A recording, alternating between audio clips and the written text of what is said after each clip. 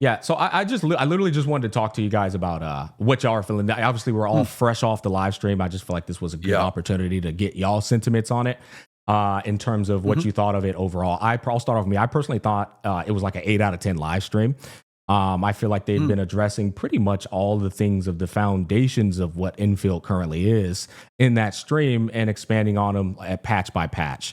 But I do think the only real negative that stood out to me is the obscurity of how many ore barrels you get per patch. That's pretty much it. It's like, what the fuck are we getting per patch? There should be a sheet. Kind of similar to Wuwa, where we could be able to go down it and see how much each event is giving in terms of ore barrels. That way people can plan how much their total pool currency is and weigh that against whether they want to get the Dragon Girl or the future 3 limited characters. But one thing I liked a lot was that they revealed the 3 characters that are coming before the Dragon Lady's banner even dropped. I thought that was like a L move in terms of profit being made on their behalf. But it's like it gives people plenty of time to save for the consumer on the person they actually want to pull for. But yeah, just not without talking y'all's ears off. What did y'all think? Jenna, you can go first. Yeah, wait, let me go next. This is perfect because I'll offset it. I didn't find the stream super interesting. Okay. Now, they spent a bunch of time, you talk the usual streams, right? You talk about the story, you talk about like the character's skill set. I think the new character looks awesome. I think she looks really cool. The new area looks really nice as well. I still have a bit of a gripe with the fact that we're in Wuling because I think Wuling's beautiful, right? Great looking area. Yeah. But the one issue I have is like, this is the 15th China area I've been in. At least it's the best one, but damn, the second area is always China. It always is. Just like ARPGs, the second area is always a desert. The second area is always China. I love the perspective. I hope you're enjoying the podcast, but I wanted to take a quick break to plug in our sponsor for today's lovely content. With the brand new launch of their Season 4 update on April 9th, the devs have equipped us with all the tools and resources needed to jump into Etheria Restart as a new or returning player. Creating an account on their brand new Sprint server allows you to gain access to the Hyperlink Gala, where on day 2 of logging in, you can choose one of several light and dark units. There's another event by the name of the Luong's Thunder Shattered Dawn, and on the 7th day of logging in, you can choose any character of choice leading up to Season 3 of Etheria Restart. You'll also notice there's a ton of other rewards that I'm not even mentioning that are showing in the background. We also have the Animus Reconfigure event where you can refund up to 3 characters all their resources back to maybe invest in the meta characters of today. If you're a new player on the Sprint server, you actually get 14 days of double top-up grind. There's also the Hyperduel sign-in, tons of pulls for free. Another thing that really stuck out to me is they have a beginner banner where you get to choose Plume or Yelly and guarantee them. These are light and dark units. Speaking of Plume, if you participate in the Summit Arena and get up to a ranking of Platinum at the bare minimum or higher, you can gain access to the brand new Plumage skin, and it looks quite amazing. There's now a Summit Pass for the Summit Arena, and once you get to level 50 on this Summit Pass, you can unlock a brand new manner where you can utilize this in your PvP matches to style on the other opponent. Etheria Restart also dropped a brand new mode by the name of Hyperkernel that enables you to pretty much get passive resources by setting up the characters you own to go on these little activities. If you happen to be a Battle Pass enjoyer, there's a Cerulean Hymn Lingluo skin at level 20. And last but definitely not least, there's a brand new light character on banner who looks disgustingly broken. This man has a debuff that prevents people from triggering shell skills, and their shell skill cooldown will not reset. He also can apply a vulnerability debuff, increase his own turn meter, his allies' turn meter, and he even has a block. Steelheart Dina, another light SR character, will be on his banner as well, and she can apply silence with both her basic attack and her ultimate, and she's even got a passive where she gains immunity to damage. Also, Catchy the Guard has been added to their Awaken system, in which you can enhance base stats of these characters, such as speed, defense, HP, attack, you name it, and make these characters more viable over time. Believe it or not, these were only some of the incentives and rewards that are existing right now in Etheria Restart for new and returning players. Download Etheria Restart now by clicking the link down below in the description box or the pinned comment in the comment section. Let's get back to the video. The area looks really nice. But at the same time, I was like looking at the events and stuff too, and I was like, oh, space exploration photo event.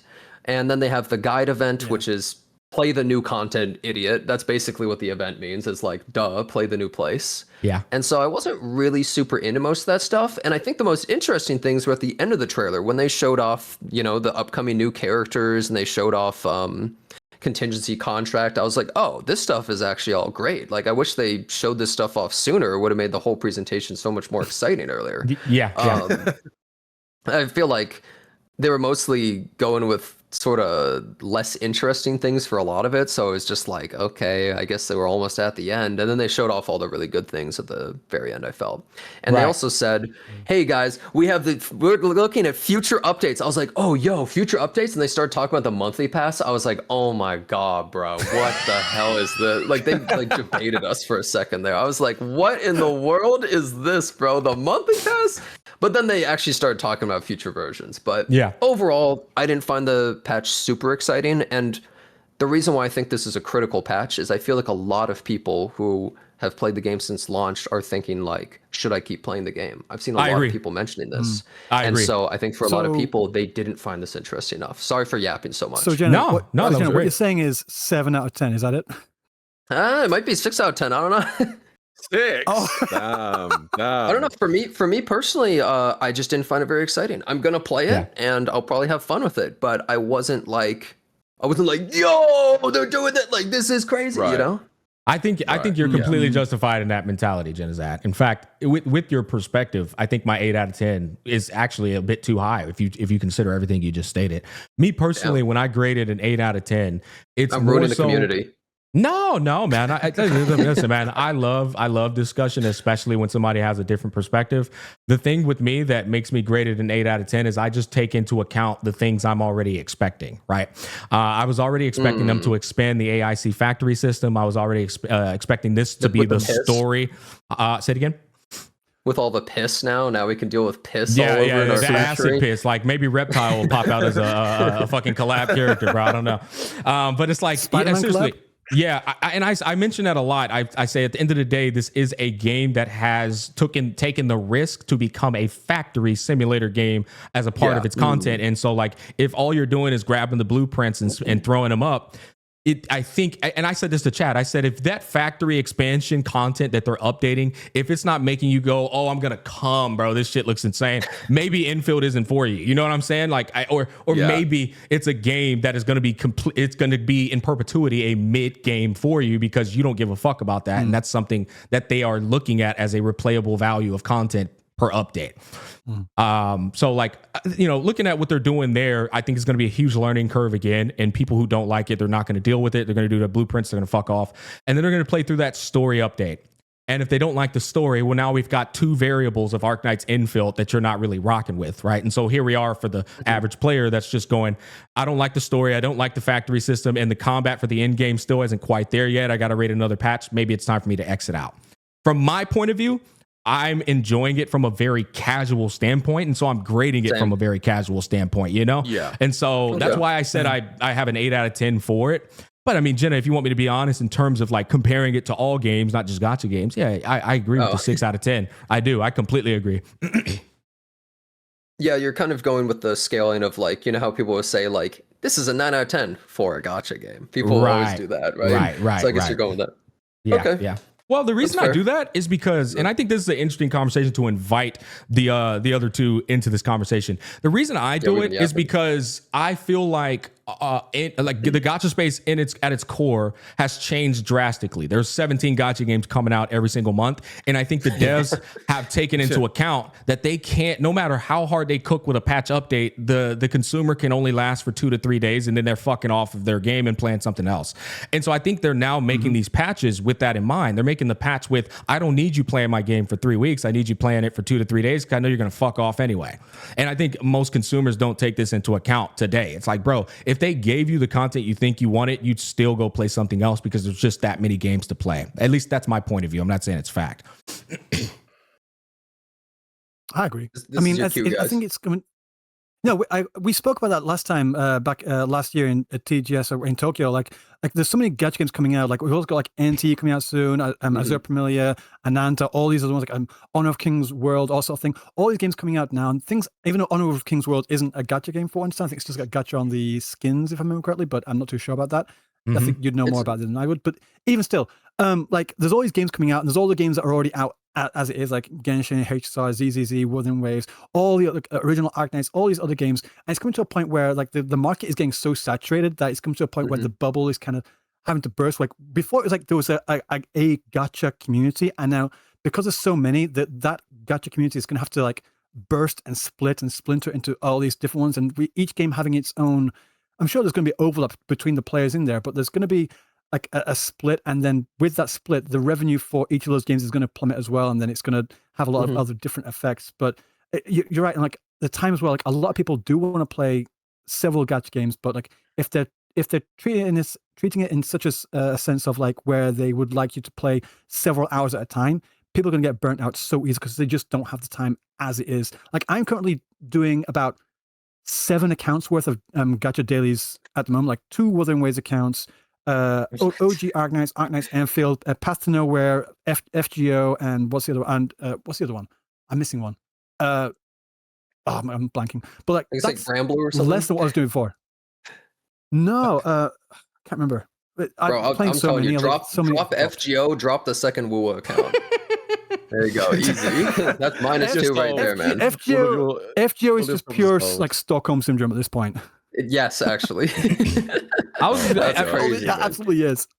Wait, really quick. I've got so many. Let me just say this though, along with what you're saying, I think the issue is that when a game comes out and it's an 8 out of 10, an 8 out of 10 is not good enough for most people to go, I'm going to stop playing this game that I enjoy and I'm going to play that game. You can make a good ass game, but it's not good ass enough to be better than some of the other games. And then why are people going to play it? And then it's not very successful. I think that's the current state with gachas, right? The bubble's not going to burst and all the games will die. It's just people don't want to play some of the games that come out, even if they're okay.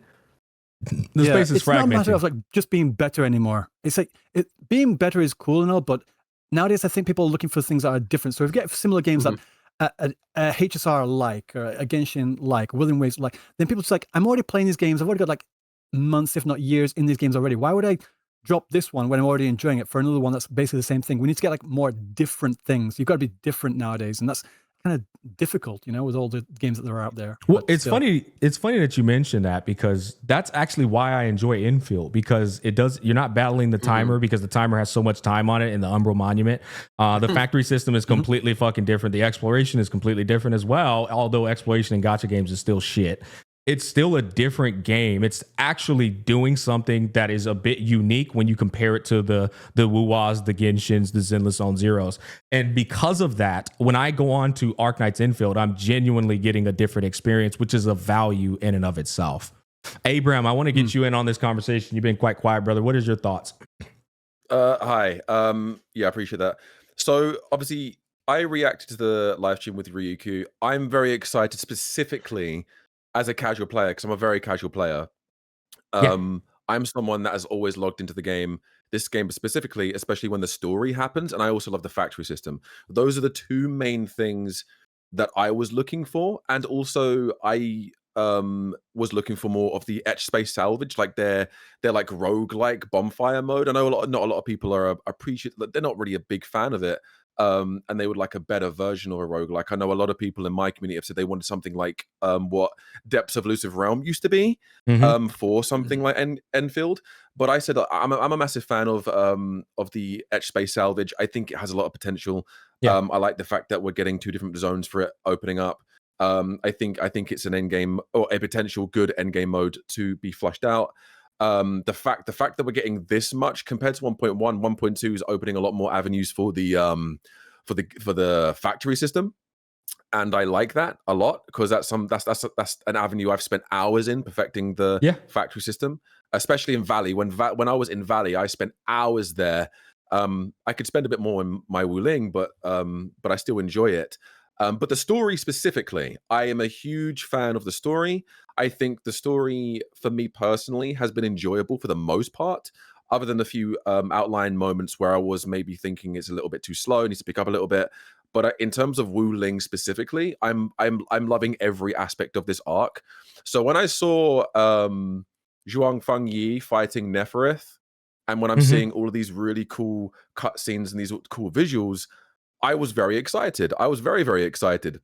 I love this perspective, by the way, because you're adding once again another facet to our discussion that none of us have disclosed. I like it. Keep going. I've always been a very narrative player when it comes down to these gacha games. Like when I look at Wuthering Waves, I look forward to the story.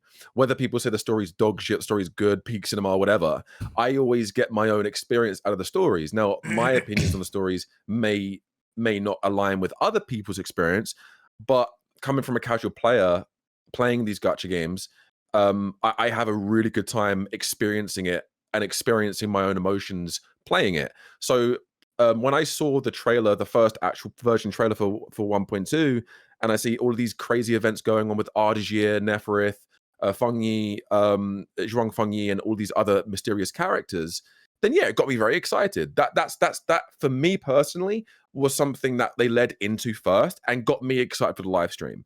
And that's just me. That's the main thing that I'm excited for, followed by the factory system and a couple of the endgame modes that I'll play as well. I don't think that's just you. I think it's actually representation of probably a lot of players that just aren't in the call right now. Great, yeah. You know what I mean? Great. And that's what I think is cool about, like I said, the conversation is that like Genizad has his perspective, and I'm sure he's representing a shit ton of people with that. I have mine as well as Ryuku's. You're just wrong. And I think it's it's like idiot. This conversation is the very definition of just how nuanced it is in terms of a consumer's consumption with a game, bro. It's like it's that simple, you know. But in terms of this new in-game mode that's supposed to be coming in 1.3, what did you guys think about that? I know Ryuku wants to talk about this. He's loving this. What the contingency contract? Yeah. I've heard it's Dark Souls difficult, but since a Gacha Games player said it, I didn't really grade it as that serious. Is infinitely harder than Enfield will ever be. Okay, got you. Well, okay. Well, if it depends, well, they can always like tune that up in the future. We will see. But like once I saw the trailer for it, I was like, wait, they're not already. And then I saw the logo, the contingency contract logos, and I freaked the fuck out. I was like, we are so dead. We are all so fucking dead. I was like, all the people I'd be like complaining about like the lack of end game, lack of difficult content. I'm like, all right, you guys can shut the fuck up now. If they do this as well as they would do it in the original Arknights game.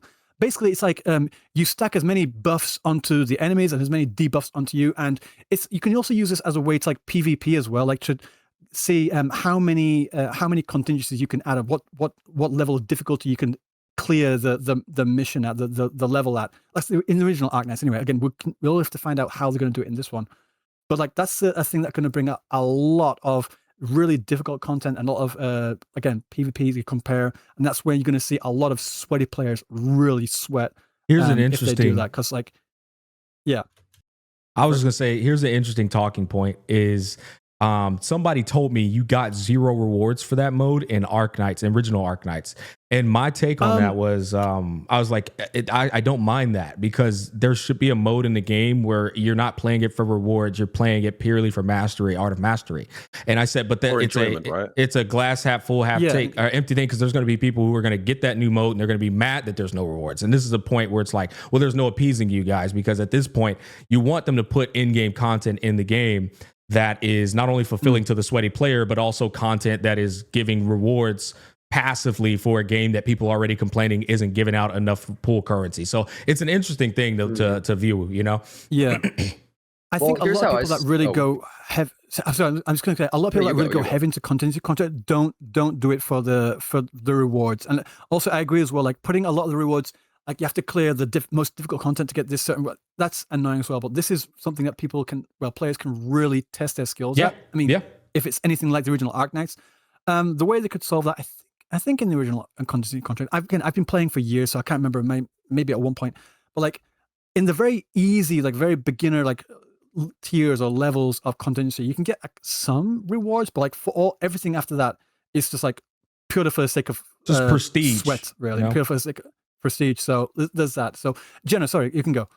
Oh, I was going to say I'm very skeptical, not in terms of it not being good, but in terms of I don't expect difficulty in open world gacha games. I believe that it has basically been hammered into everyone's head that they are easy. And here's an example is I saw a lot of people complaining about the recent Umbral Monument, saying it's too hard or something. Or Really? It's so frustrating. Yeah, I thought it was the easiest shit ever. I soloed it with Tong Tong. Just her, it's- no team. It's so easy, and I saw people bitching about it. And so, Fake if the gamers. player base is going to have these kind of people, imagine they had contingency contract, they might off themselves. Like, going to have to put a suicide hotline in the game, bro. So, like, I'm hoping that it will actually be fun and difficult, and I hope it's not artificial difficulty because our original Arknights has multiple things of really difficult content that people like. Get so stuck on, they watch tons of guides and stuff to learn how to even beat them, like because it's so difficult. But I don't expect that in this game, but I would love to be surprised. If you are surprised, that'd be a great treat for you as well, right? Because you're I would love looking that, for yeah. something. Yeah. So maybe Absolutely. if they treat it maybe not as difficult based on the information that I know of the original Arknights, but even if it adds a level of difficulty where it's like, okay, I'm actually enjoying myself because I'm being challenged, then that's a bonus for you. Jenna, I think me and you have talked about this before, but I love the fact that if they do that, they just filter. They are filtering out everybody and keeping the people who are okay with it. I think the gacha space needs more of that. I do. I think they need to stop doing this whole cater to everybody thing. And if Endfield were to continue being based, then all the people who need to be filtered will be filtered, and Endfield will then have its own identity and own core audience. I agree. So I think they should do the giga hard shit and go against the grain of like gacha players think gacha games are hard, and be that one game where people go, okay, gacha games are fucking joke, except this game. This game actually is difficult as fuck, and that'll attract its own audience. I would be interested in that. I think they could do both, like where they just like have the Enfield have a few more easier modes for the more casual players, but have some actual sweat, like pure pain type modes like contingency contracts as well, so that way they can still cater to both audiences. I completely understand what you're saying. I'm just thinking like if they make it too difficult for all people, it would be a bit it would hurt their bottom line. And again, these are gacha games company, they're trying to make money, we all know that. So but no, contingency contract will filter out a lot of people, and if they get people complaining that it's too difficult, I really hope to God that they just stick to their guns and say, oh, that's an interesting opinion, moving on, and they just ignore those people because contingency contract is not supposed to be easy. Yeah. Well, the thing is, if the game mode, go on. Sorry. No, Abram, you got it, brother. Go ahead. What do you think? If they're doing that and they do filter out the player base on which they just want rewards for game modes compared to the ones that want to do it for their own pride and for their own prestige, then that's the players that are complaining problem. That's not the developer's problem. If they're going to treat this game mode as similarly as they are treating the original game mode from the original game, then great. Obviously, people are going to be excited about that from people from the original community, because they're going to be going, great, we can actually have this game mode that's going to have an element of difficulty. It's going to make you angry if it is as difficult as people say. And also people that want a more casual combat experience, you can play the other one, the monument. Umbral Monument. If they're going to keep releasing monuments. I don't think they're going to stop. So you're going to be able to get if you're finding monuments somewhat difficult, but completable, then you can get your dopamine rush from the casual but rewarding difficulty there. And people that just want to really test their luck, test their skill, and flex on the community going, look what time I beat it in with these characters, then you can play this new game mode. I think there's a pathway for both kinds of players, but if people do complain about it, then they can just move on to something else that's worth their personal time compared to the people that are excited for this specific thing. Yeah, I think that's probably a pretty good perspective. The one concern I would say is I've created this group. I called them the FOMO casuals. And the FOMO casuals are people who they feel like they're missing out on things if they don't get everything, and they hate that, but they also barely play and complain about games all the time. So those people, they're the players who are so casual and think that they should basically get a trophy for logging in. And there's a large amount of gacha players that I believe are that. Like, think about the games that maybe we played when we were kids. They would not survive them ever. They wouldn't be able to play them because it doesn't just coddle you, right, in every possible way. And so I feel like it's kind of hard to relegate that audience. And that's why so many of these games do make everything so easy. That's why we get 500 photo events and, oh, this is an event where you go talk to your friends and cook food with them, right? That's why all these events have to be acting like it's Stardew Valley. Yeah. Because there's a lot of people that feel that way. So I would love for them to filter and make the game more hardcore, but I also think it's kind of unrealistic in a lot of ways. It's like, I would love that, but I'm just skeptical, right? The reason I actually disagree is because I feel like they're already filtering, you know? And I'm like, if you're already Just what the game filtering, is already. yeah, it's like they're already taking a filtering path with their gacha system, refusing to adhere to what the normal mainstream gacha dynamic is. That factory system, the fucking whole gameplay, actually, it's just something different that is just kind of like pushing away that mainstream casual that you're referencing. And so I feel like if you're already doing that, you might as well continue down that path. But not only that, Jenna, if you look at the numbers and the revenue, they're killing it. And so it's like, I feel like what's happening right now is a working thing for Arknights Endfield, but at the same time, they probably are in that crossroads where they're like, okay, but do we still want to kind of hold on to that other audience too? Maybe we do, maybe we don't. I don't know. It's an interesting conversation, but I don't actually, you know what? I don't necessarily disagree with what y'all are saying. I just am commenting on what I'm seeing happening in real time with Endfield. I feel a lot of people are quitting, you know, they are. And then there's the people who who expected this from the get-go. On another note, unless y'all want to continue having that conversation, I wanted to get y'all's input on the 35-day Dragon Lady banner, which once again, I thought was a good thing considering that people just get to save. It lasts for 35 whole days, and then they've got a rerun banner for the last like week or some shit like that. In my mind, I just think this is once again, because the game doesn't have it doesn't have a real end game or a real pressure to pull on characters. I view this as a positive for the consumer because they can save the shit out of their pulls the whole patch. I'd like to go first if that's okay. Yeah, go for it. Yeah. I think it being a 30-day patch just for Zhuang Fengyi is a good thing. I agree with you, Smack. I think this is a very good thing. And at the same point, because there isn't any endgame modes or any game modes to some of these characters to complete, I think that's again why they're saving this new endgame mode for the next patch with the 3 new characters that we got, because that's when people are going to go, okay, which character do I need to pull out of these 3? That's going to obviously benefit from summoning these characters. I think Zhuang Fengyi being this specific character for this specific patch, I think that's perfectly fine. I don't think there's anything wrong with that. And I know a lot of people were excited for her since they first saw her at the end of 1.0, which is good because it means maybe her sales do well. I'm personally looking forward to her. I was looking forward to her from the moment I met her in the 1.0. And I know a lot of people that are as well. So the fact that she's the only banner, I think is a good thing. I think it's going to also enable people to save for the next patch as well, whether people are or are not summoning. But yeah, that's my standpoint. I think having one rerun in the final week is fine. I think it's a good thing. I do think Zhuang Fengyi being the only character is a benefit. How many days are a normal patch? Do you guys know? 45 roughly. 45. Okay. I think it is. So, Yeah. Roughly and split in 45 two. days. Okay. That's a good It's a question. little shorter.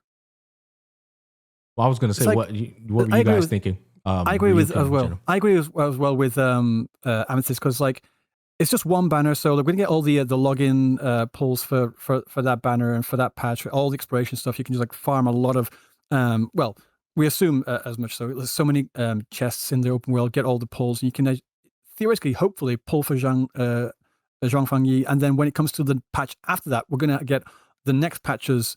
Maybe new area and new like refreshes, and so are going to get a lot more pulls as well. So it should be a lot easier to get characters and get currency as well. So it doesn't fix a lot of the problems that people have with the gacha system, but it does make it a lot easier for those who want to try and pull for as many characters as possible and still stay free to play. So yeah, I'm fine with that having with just having one new character. Like for the longest time, it was usually that convention, like just having one new character for the patch, wasn't it? Until it was only until about 3 or 4 years ago until it started becoming this 2 new characters per patch thing, isn't it? Or am I misremembering? Like for other games, like I'm speaking like Genshin or something. Did they always have 2 characters for each patch? It used to be. I remember when Genshin was. I think it was more common, but it was usually also a 4-star character running with it. Yeah, they started ramping up. One 5-star and 1 4-star, but now it's usually 2 5-stars, 2 5-stars, 2 5-stars. They ramped up. People can't keep up. Yeah. Well, consider this though. Here's what I think. I think a lot of gacha games have now devolved into the new content is the character. Like when a patch comes out and you don't pull the character, you kind of just lost anywhere from 40 to 60% of the content, Would you I guys hate agree that, with by that? the way. I feel like Yeah, that's a lot yeah. of games. Yeah, Yeah, I agree, hate but I that. don't like it. I don't like the fact that that's what it's become. Yeah, so I'm I feel really like confused. Sorry, that's why things I'm are the confused. way Sorry, they are. like you say it's a new thing. I think it's always been that way, even since as far back as like Grand Blue Fantasy, where whenever they release a new character, like at one point you could not play the new content at all until you pulled that character, and then you unlock their story, and that's where a lot of the new content was. And That sounds so- horrible. Here's what I will sounds- say No, though, sounds Ryuko. dirty. I know that's how what you Gacha started.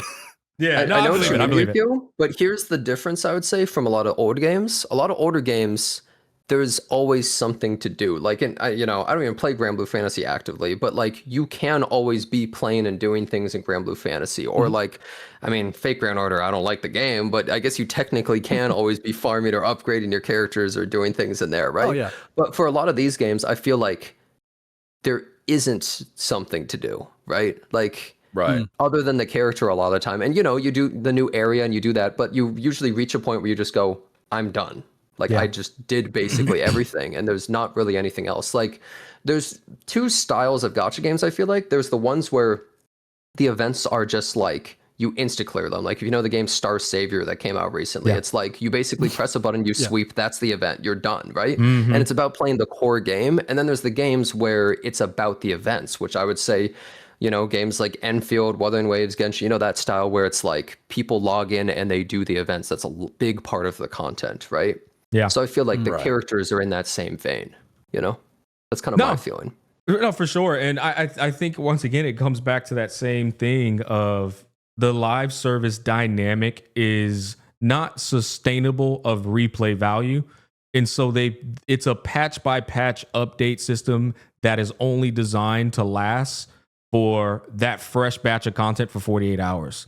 It's like anything after that, I feel is a fool's errand. And I think the devs have recognized that as well. That's why their content these days is so like, I would say mid, because it's like you're going to get that value out of it in the first 48 hours. But after that, it's just like daily, it's just chores. It's like a job. It's just like, all right, let me log in and knock out my chores and then get off the game and wait on that next patch update. I think live service is at a core. It's the whole issue here. Yeah, I mean, there are games that handle live service well, but then that's again, those are outliers, right? We've had live service games in the past that have handled it well, and a lot that haven't handled it well. There's live and- service but Gacha too, which makes it all the more yeah, worse. So let me be more clear. Let me be more clear. Live service games handle them a lot better than live service gacha games. There we go. In my opinion. Yeah, sorry, I should be more specific. No, you're good. We are still yet to see a live service gacha game handle it perfectly. We're still yet to see that. I don't think it's gonna ever happen. That's my point. It's like that's why I kept saying when Wuwa drops, for example, I'll give you an example. When Wuwa drops, I'm doing the story, I'm pulling Hiyuki, I'm fucking up a hologram with her or something, but then I'm fucking off. I don't care about the events it's got going on. I don't give a shit. That game's content is pure pull up to the story, get the badass character, have fun with him for a day or two, and then I'm over it. I'm ready to play something else. And that's why I think people need to accept that is a gacha game at its core today. Today, it is literally that experience. And then you go, okay, NTE's out now. Now I'm about to go play that for probably 60 hours in 1 week. And then I'm going to fuck off and treat it the same way as I've been treating these other gacha games. I don't know. I've come to accept that. Like, I think that's a good thing. Yeah, I think it's a good thing though. Like, I think it flows with the nature of the genre. Go ahead, though. Yeah, as we were just saying, like with all these new games coming out, a lot of people want to play all these different games. Like, if it's as long as it's not something that you need to log in and put so many hours in, like, of course there should be something in the games that allow you to like replay over and over and over again. Like, there should be something in there, but it's not something that you have to. Like, when it comes to like the new content per patch, like as you just mentioned for Wuthering Waves, hologram story for like 3 or 4 hours, depending on the story, all that sort of thing.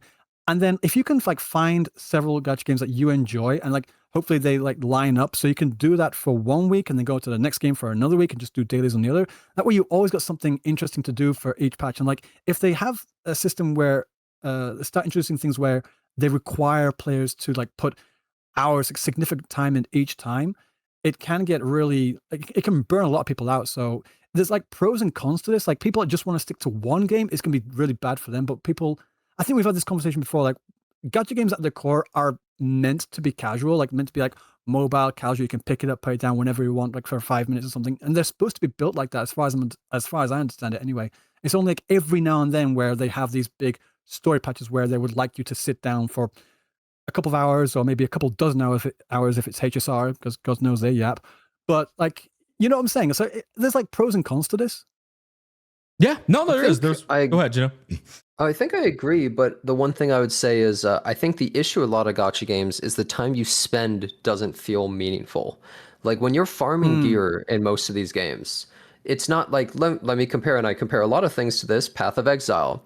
When you spend 8 hours playing Path of Exile, you feel like you got a bunch of currency and progressed in some way. You are getting things that are useful that you can sell to somebody else for like currency to then buy something good. But in gacha games, you spend 8 hours, I don't know, farming gear or other stuff like that. You don't feel like you got shit. In fact, most of the time you lost resources. You're down a bunch of resources because you upgraded a bunch of trash, and it was just a waste of time. You're gonna make me crash out about the fucking like random substats thing. I swear to God, man. Fucking that's RNG on the substats. I swear to God. Because that's exactly what it is. I wouldn't have trouble with that if I could farm unlimitedly and it didn't take limited resources to do the stuff. Then it would be like, oh, I'm just gonna go farm until I get good gear. But no, it's like you get 5 per day, bitch. I agree. I completely agree. And every time I say that, people just tell me to shut up. I'm like, oh my God, people don't realize. Shut up. Like a lot of people that are still fine with that. It's like, yeah, you're fine with it, but there's like so many more people that would have continued playing this game, but they're so burnt out because of that system, because of the stupid fucking RNG in the substats. Like they need to get rid of that, or at least have some kind of way to mitigate it. Because like they could have mitigated it with, we had this conversation last time, Smack, with that the substat reroll type thing. Like, well, first of all, they completely bungled implementation of that. Like how much it costs to get some, how many you need to just reroll one, and the fact it's just a reroller, not a selector. Like holy shit! Like if they could have introduced that or just tweaked it to make it something that you could farm a few of them, and you can use one to just not a reroller, depending on how often or how common you can get them. If it's really rare, make it a selector. If it says rare, if they make it common, make it a reroller. Fine, but like. People just do not realize how much the RNG substats are crippling a lot of these games because it just burns people out. It really burns people, a lot of people out. And then some people will like argue saying, well, they need to have retention. Like there's so many other different things that you can get to keep people logging in. Like dailies are the thing that you get people to log in. What you do after the dailies, that's completely up to you. And you shouldn't be having to like farm hours and hours and hours just to get the thing you need, just to feel like you're progressing your account to any sort of degree. It's really, really bad. It's pushing a lot of people away. And I think that's one of the reasons why we've seen, I don't know if you guys have noticed it or you feel like it. I feel like the play base for a lot of the games that have these RNG systems, they're starting to dwindle away. Like, and they would have kept a lot more players if they didn't stick to that RNG substat system, just in my opinion anyway. I think a lot of people are starting to be fed up with it. And if you really think about it, the amount of time you spend doing these chores in game, like if you add up all that time, it's probably more time spent than just doing literal real world chores of taking the trash out, doing the dishes and doing your laundry. It's actually just a pure fucking waste of time most of the time. Yeah. I feel like the gacha player though at its core, and this is about to be an insane insult, but they don't know what to do with their time anyway. Which is why they're okay with the chores. Behavior? Is that the next version of that? No. I mean, it's just like it's a thing that's very telling to me though, because they seem to be so content with wasting their time in the most wasteful way possible. I mean, I don't know how else to like view it. It's like if you're okay with doing these chores every single day, what the fuck are you doing with your other time, man? I just don't get it. You know what I mean? Go for I can't understand it. Well, you know? Here's what I would say about that really quick. I believe that it's a matter of routine. So, you know, you work your job, maybe lunch break, or maybe after your job, you get on your phone or PC or whatever it is, and then you play your game, you do your load dailies. It's like a source of comfort. It's almost like a grounded kind of thing. It's like some time you spend, you know, it's a part of a habit. Like I play Nikkei at the start of every single stream. Do I think the game is amazing? No. But I enjoy the little routine of going into the game, doing my little dailies, and then being done, even though the game's not anything crazy. And I think that's what it is for a lot of people. But I think things like gear farming and other stuff is just a pure fucking waste of time, and nobody likes it. Literally, no one likes this trash. Yeah, I would say what you just said was such a beautiful like a way to represent that player. At the same time, though, I would The guy that say you trash talked. Creatures of habit. yeah, no. But this is Creatures the of thing, habit. though. I would say it also can still be you can eat your own words in that regard because if you're gonna bitch about the repetitive kind of gear grinding, it still applies the same way. It applies the same way you just explained it. It's like, well, there's a guy out there who thinks that's routine and it's fine.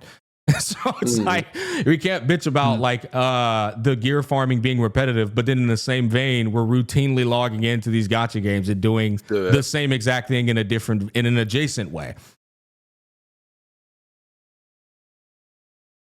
I speak. I was definitely silence. Yeah, I was waiting. I was like, that was an absent.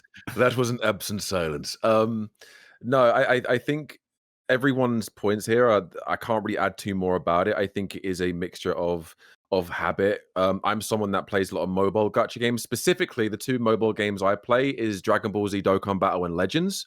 Dragon Ball Legends. I love those two games. But again, they're not the best built games. I log in, play it for a bit, get my dailies, and log out. I don't play PvP in Legends. That's how you should do. Yeah. But with these open world RPG gacha games, which I think are designed originally, even though you've got the dailies and the weeklies and everything in there, I think they are trying to have people to spend more time in these specific games. Yeah, I think it is routine. Like I play Endfield quite a lot. I play Endfield quite a lot. Sometimes if I've got a spare half an hour, and I've done everything on my rota, everything on my list of things I need to do. I'll sometimes log into Arknights Endfield, do my dailies, see if there's anything I need to do. Can I grind a little bit to get this piece of equipment? Then I'll stop. It's and then I'll log out. It is just habit. It is just comfort and habit because it's something that we trained our brains to do. It's like we've been doing it for a while now. I got to just do it again. Sometimes it's subconscious. You don't even know you're doing it. You know, that's fair. That's fair. If there was anything you guys could insert into Endfield that you feel is missing, what would that be? Chat. I want everybody's chats to get involved on that too. All right, go on. Yeah. Let's see. I suppose for a lot of people, it would be Endgame. I suppose a lot. Endgame, I think, is definitely a highlight. Yeah. I would say replayable content. Now, with Endgame, we're getting contingency contract. We've always spoken about that, and I think that's where a lot of people, hopefully, depending on how they implement it, are going to be happy with Endgame. When it comes to replayable content, stuff that's just for the sake of when you have a few hours and you want to just play it because you want to enjoy the game, like besides dailies, when you have that extra time, like we've gone past what your habit is, but like replayable content is like, again, if you bring in another mode from the original Arknights, is it's not the roguelike that they have in now. It is actually very similar to Elusive Realm, where you play through a story, you play you choose different routes, and you get different buffs, and you meet different characters, and you like buy buffs and buy characters. You have to play the original Arknights, that's what I'm saying. And you play that mode over and over and over and over and over, and it kicks your ass sometimes. But it's replayable because with each part, you like progress a little bit on how many points you get, and then you get more rewards from that, and it's just really fun. Like if you can get something like that, like it's very similar. It's very similar to that. It's also very similar to Elusive Realm as well. Like this was before Elusive Realm. It's very similar to Elusive Realm, but it's before Elusive Realm. I wouldn't mind them doing a game mode like that. That's one of the reasons why I like Etch Space Salvage, because I think the game mode is really good. All I ask is that they add more to it or make it a replayable experience. I think it has potential. I think the aspects and the way that mode is built is very well done. And even though they're opening up new zones to the Etch Space Salvage every patch, it's great. But one of my key points, I actually spoke about this a little while ago, this is a game mode where they could easily every week or every 2 weeks refresh the rewards and maybe just have the same map, but maybe change the enemies, change the layout, change the different debuffs. Especially because obviously when you leave the safe zones, you lose health over time. So it's a race against time as well. And there's many things you can do with that specific mode to make it more fun. Like maybe it's like this week's rotation, it's you lose health at a faster rate, or this week's rotation, it's this there's a secret enemy around, or this is the bosses. You could do so much to keep it replayable. And I'd love for them to improve it in that kind of way. But a roguelike, like Ryuku said, like Simulated Universe or the Depths of Elusive Realm equivalent would be a perfect addition to this game. I very much like this game. I like the combat. I know it's not for everyone. I love it. I think a rogue would be really, really interesting. I think Okay. I think. Go ahead, Jenna. Oh, I was going to say potentially controversial opinion here. I have noticed that almost every single gacha game adds roguelikes. I'm kind of over gacha game roguelikes because I feel like they're very I get it. shallow. And how I see Fair it is enough. I could just go play an actual roguelike. Like I think of it this way. So let me see. I could play this game's roguelike or I could play Slay the Spire 2. And Yeah. you might say, well, that's an unfair comparison. That's an entire game. But then I go, well, that's kind of the whole point. It's like they're very shallow and weak. And here's a big thing I would say. And this is a huge thing about roguelikes and gacha games. I think something that would improve them a lot is if you could actually lose. Most of these gacha game roguelikes are so lose, yeah. easy. You just go in, you just pick what, like, I don't know, you pick the same thing every time or whatever is OP. You just go in and you just win. Right. Like almost every time. No, okay. Right, no, okay, so this is why you really do need to play the original Arknights, because Arknights does not fuck around. Like, sometimes you'll choose a path, and it will just fuck you up. Like, you do not have the operators, and they will just, like, send wave after wave after wave, and you are instantly dead. You have to, like, start all over again. And I'm talking about integrated strategies for those that know what I'm talking about. And one of the benefits, like, you say it's, like, just so shallow, and I get that. A lot of them, it's just, like, get a buff, continue, get a buff, continue. But the thing with integrated strategies is like they have this whole, it's like a choose your own adventure type thing. Like they have, it's all randomized, like, again, part of the roguelike, but it's not just the buffs that are randomized, it's actually the stories within them as well. Like you meet different characters, you meet this, different characters along the way that give you different buffs or debuffs or whatever. You can choose whether to take them up on this thing. Again, a bit more on the Gacha on there, a bit more on the Gamba. And it's all this different, and they have like different endings as well. And you also have another part where they want you to start this integrated strategies with a certain set team, and then can also refresh that team. There's so much like fun and a lot of like different stuff they could put in there that they do put in there. And it's just, I get what you're saying, but what you're saying is already fixed, and they've got this down to a science in Arknights integrated strategies. It's so much fun. Regardless, though, Ryu, I would say that that's just the exception, not the rule, though. Jen is basically saying on a grand scale, for sure. There's roguelike shit in the gacha space. All that time ago, and no one's using it. So, why aren't they doing that then if it's good? Like, fuck, like maybe they should be doing that rather than whatever the hell they're doing. That's why I'm hopeful. That's why I'm hopeful, because with the same company, well, it's not Yostar and Hypergriff, different, but like same IP, like Arknights here, if they bring contingency contract from OG Arknights into here and do it well, I've got high hopes that they're going to bring integrated strategies from OG Arknights and bring it in here and do the same thing well. If they can do that, I think you're going to be happy, and a lot of other people are going to be really happy with like really cool, really interesting, replayable content. That's just my opinion. Well, yeah, because it's like if they're not afraid to incorporate game modes from the past original game, then it means they're not going to be afraid to add more in the future. So yeah, obviously there's going to be hope for you there. But again, at the same time, like Smack said, it is the exception, not the rule. So even if it works for OG Arknights, doesn't necessarily mean it's going to work for every other gacha game that does it. You know. So yeah, we're just speaking about this game specifically. Though. Yeah. Now, go. Sorry, go after you. I was just gonna say what I meant by the exception, not the rule. It's that like that Ryuk found that one example of a gacha game that actually works or did the roguelike correctly, but the 99% of gacha games are doing what Jenna's saying. It's just this very surface level, shallow version of something that exists on a grander scale in real games. Yeah. I agree. I'm just saying, like, for this case, again, same IP. I've got more high hopes that I don't think it's going to be as shallow as Jenna might be worried about. But he and you are also completely correct. Like, usually when they do, it does end up just being buff. You can't really lose, just buff. But this one, take the attack buff. Really do kick your ass. I think the problem here, though, Ryuk, is that OG Arknights wasn't trying to capture the masses. This is probably the biggest problem with Wuwa, Genshin, Arknights. It's like their games are AAA premium games set out to target a lot more people, which is going to inherently put a fucking wrench in that type of hardcore gameplay that you got to experience in the original Arknights.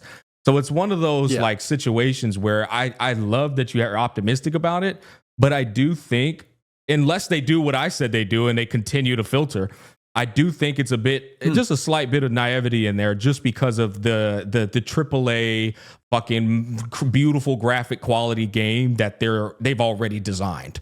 If that makes sense. Oh yeah, I get it. Yeah, I mean, I don't know. It's an interesting conversation. That's why I'm. First of all, I thank you guys for taking your time to have this podcast with me. But I was pretty much thinking to myself, because I asked them while I was reading, my chat. There were people who were just saying like, generalized terms without any real ideas. They were saying more co-op, more in-game, more pulls, more econ. Like there wasn't actually a real definitive idea that could be inserted into Endfield. Not saying that was everybody, but like there wasn't a real idea that can actually improve the game's current standings in terms of the replay value. Because at the end of the day, I think we've proved this over the last 20 years. Gamers don't know what the fuck they want in a game. They just know that the current game they're playing right now isn't enjoyable to a degree that they want it to be. Yeah, I will say, I think it's fair to not know exactly what you want, but just things to be better. Yeah, because of course. I do think that I mean, to bring up the example again, something like Path of Exile, a lot of the time people wouldn't know what they wanted, but then sometimes GGG would be like, here's the big new patch, and people were like, holy shit, this is insane. Like, this looks amazing. And even with a game like Epic 7 in the past, there would be some patches where people would be like, this is incredible. Like, I can't believe how insane this sounds. So I think developers, the onus is on the developer to make things that surprise the player and excite them.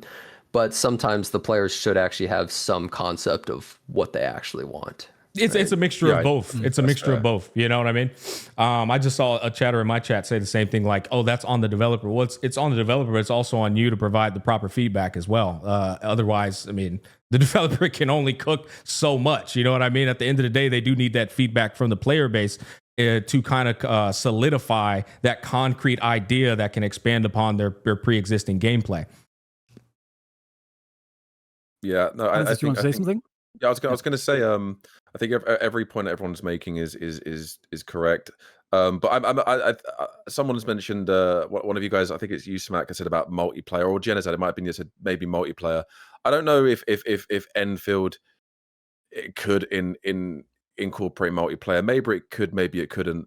But I don't, maybe that's something that could improve the game's experience and improve the game's enjoyability. I know we used to do a lot of multiplayer things. Now it's non-existent. So maybe that's an avenue that Enfield could capitalize on, since not many other gacha games of the same genre are capitalizing on that market. I know there's a reason for that, though. Can you explain? I'm not as knowledgeable. I think Seven Deadly Sins Origins is a perfect example. I think Do It Night Abyss is a perfect example as too. The reason why they keep like anti-multiplaying developing their patches is because it takes away from an inherent quality of their game. If they instill multiplayer in there, then it's gonna like make the servers a bit more I don't know the correct terminology for it, but it's definitely gonna take away from the polish. And it's usually typically when they do it inside of a gacha game, because everything's such a copy pasta of original games, which means it's surface level, the replay value still ends up kind of relatively being the same based off their own data. And so it's like the extra resources, the extra problems that come attached with them making it a multiplayer game typically have been proven to be not only not successful, but provide more issues that aren't worth the investment. And like I said, Seven Deadly Sins was like, the quality of it was pretty fucking ass because the multiplayer experience. Well, I think the game itself had so many issues that the multiplayer wasn't quite what made Seven Deadly Sins have its problems, I feel, because I think the concept is really good. I think the issue, like you said, is that these multiplayer things they put in games are so shallow. Like, it blew my mind genuinely when I heard that people play Genshin Impact multiplayer. I was like, why? What do you do? Like, genuinely, like, I joined your world. Yo, it's me. Yo, I can see you. Like, this is like some shit you would see in the year 2000, like someone being shocked someone else is on their screen. Like, it's just weird to me that somehow works. And yet I feel like it's the same with these other gachas. Like, what's the point of a friends list? What's the point of having any sort of fake human interaction when there's no real reason? Think about what makes people want to play with each other in like an MMO. It's because, you know, you have predefined roles and it's like, I can't be the tank and the DPS. It's like people team together and they need to play around mechanics. Look at Honor of Kings World that just came out in China. We played it. Like, a few of us have played it. you know, you want to play with other people because it's fun. You're playing raid mechanics and, oh, I'm going to go this role. I'll support the team and, oh, I'll play this. But in gacha games, you don't have any of that. There's nothing meaningful in the multiplayer experience, really. It's just, yo, I just picked up the plant in your world. I can't believe it. Like, there's nothing there, right? But see, that's what I would say. I would say, gacha dynamic is clearly why. The difference literally is it's a gacha game and not a live service. Like Where Winds Meet and Honor of King's World are same traditional, like or same type of structure. It's not going to have that character gacha. It's probably going to have a cosmetic gacha, and so they're going to focus more on a mixture of MMO / live service like delivery, which in return allows them to give you more of that replay value experience. Ryuku, go ahead.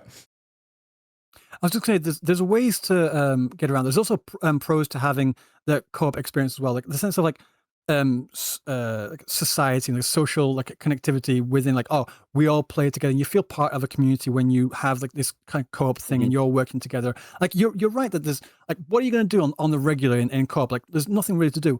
One thing that I do know that I've seen in other gacha games that I don't think and maybe some people might know, called Orient Arcadia. There's some other games as well.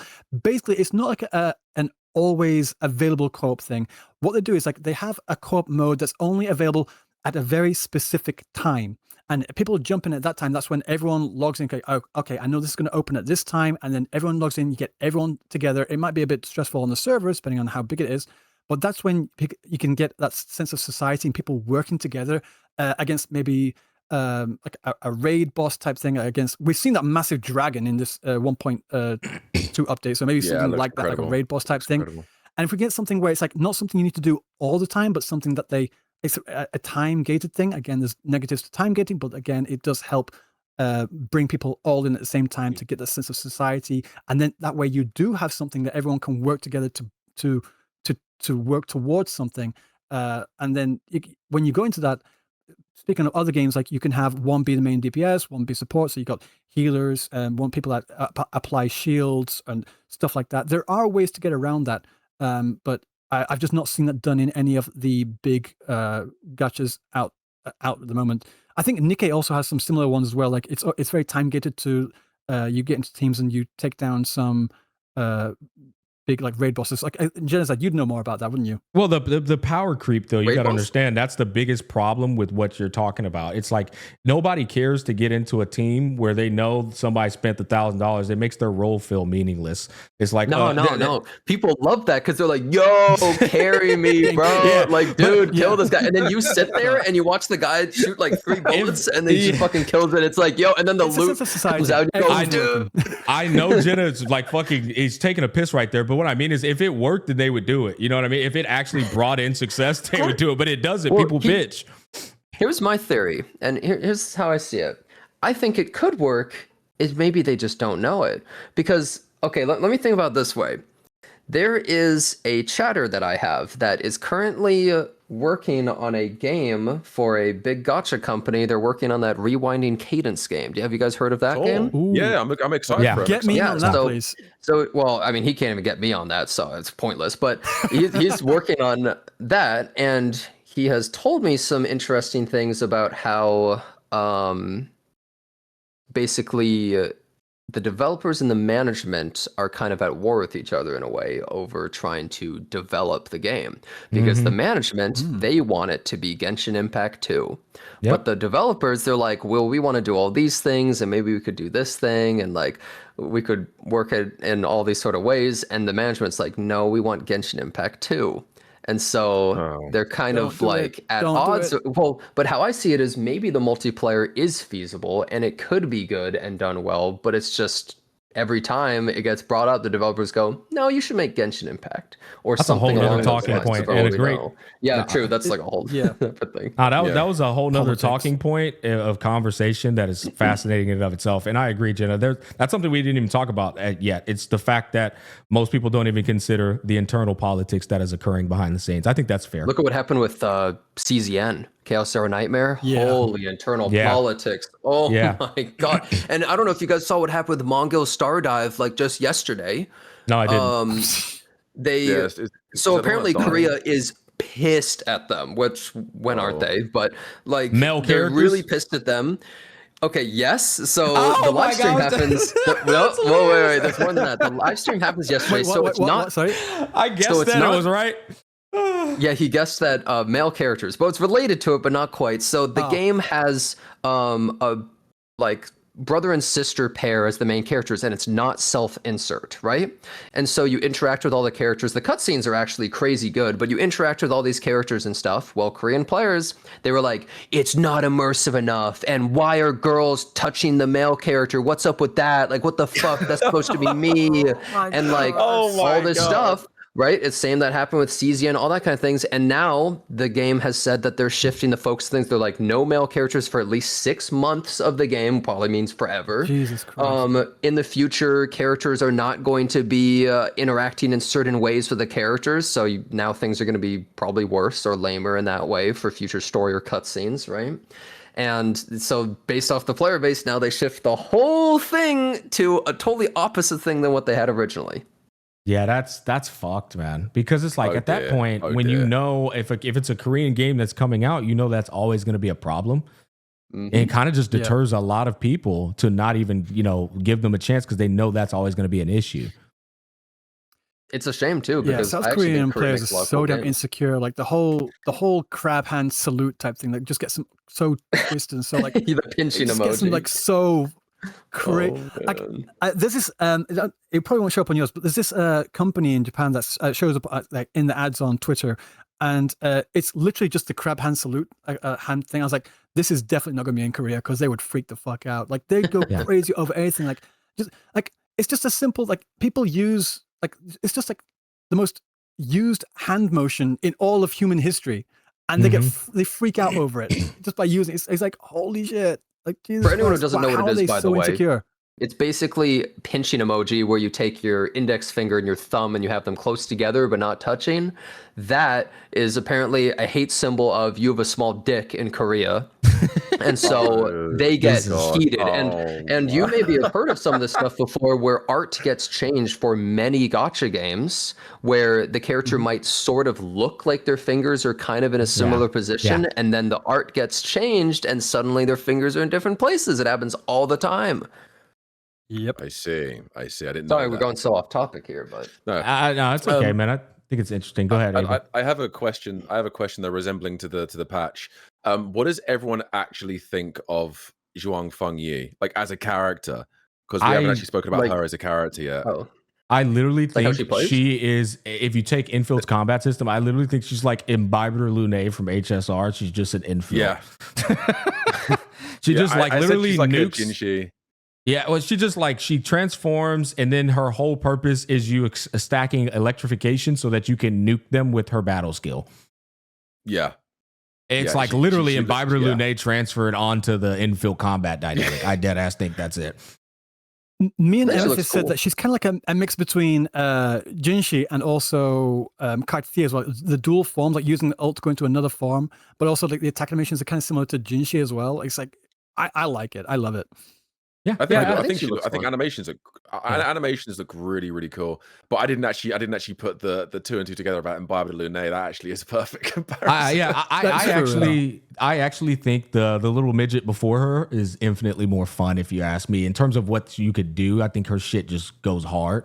But that's not to say I think Zong, whatever her name is not fun. I just think it's pretty simplistic, bro. You power up and do a goddamn battle skill. Speaking of which, because I know I got a chuckle out of that. I think, bro, the give them a name that's simple, man. Jeez, how am I even gonna search that up on YouTube?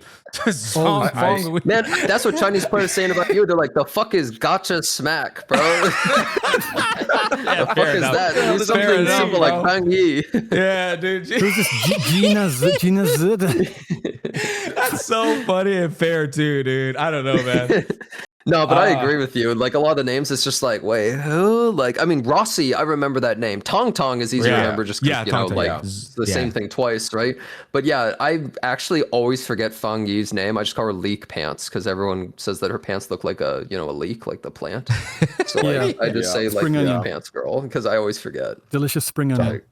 I wanted to say, I feel like, damn, I think the longer I've been in this space, the more I've like changed my perception on things. I used to be that guy that like I expect so much out of gacha games, but the longer I've been in this space, I feel like I've come to learn that sometimes we might be asking too much out of a gacha game. I just think the last thing you should expect to get all this replayable content out of is a gacha game. And that's based off a wisdom and experience, not ignorance. It's like, I would like for these gacha games to have so much more. I think I'm one of the number one guys in the space that would do that. But as I've stayed in the space longer, I've come to realize that I'm beating a dead horse. Yep.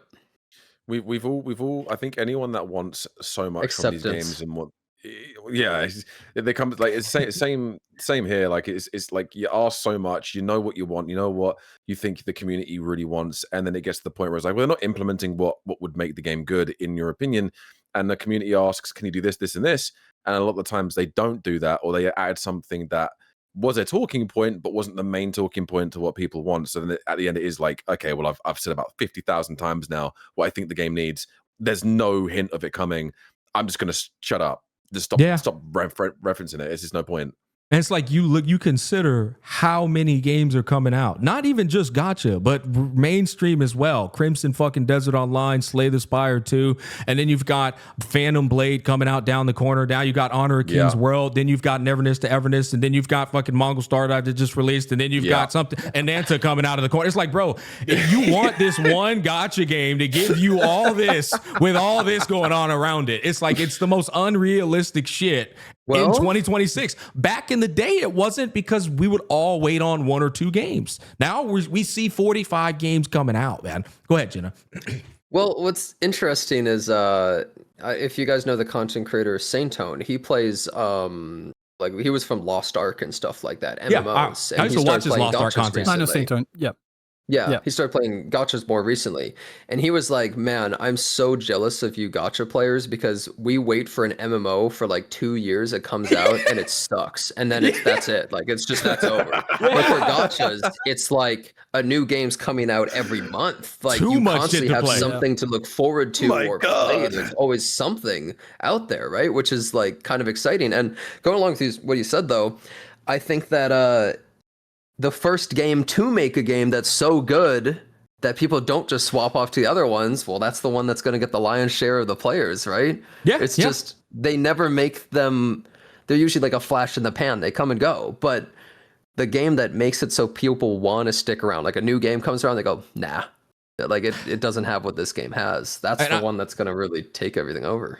I think that's what's also cool about NTE is there another gacha game coming in the space that's going to try and offer something that isn't being offered right now. And that's obviously going to be that surface level GTA experience. Apparently, it's got some more depth to it. I haven't played the most recent beta, but it's another game that's doing the infill thing where they're like, okay, we're not just giving you that typical Wu or Genshin Impact experience, the open world shit. We're actually going to try and put some other different dynamics in here for replay value, or at the very least, variance to what you're doing right now.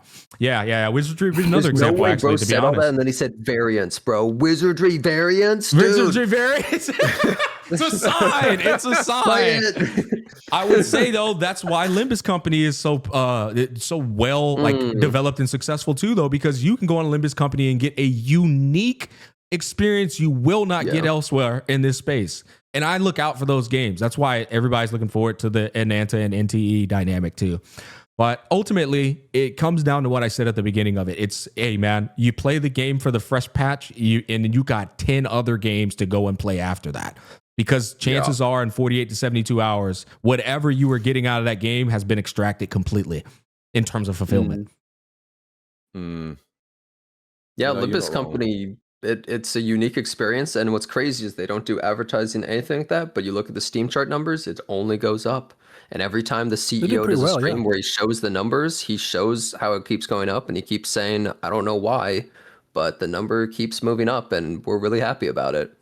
Yeah, so. And I don't think they were trying to appease a masses with their game. No. You know what I mean? That's what I'm trying to say, dog. I think that shit is. I think what a lot of these developers don't realize with doing that a massive shit is if you do what Limbus Company does, or you do what the filtering system is, it pays off in the long run, right? But they just look for these short-term people come over, they're hyped, they're just interested, but then they quit your game. You know what I mean? And then you never actually really, in the long term, are blossoming or aging like wine in the sense that Limbus Company does.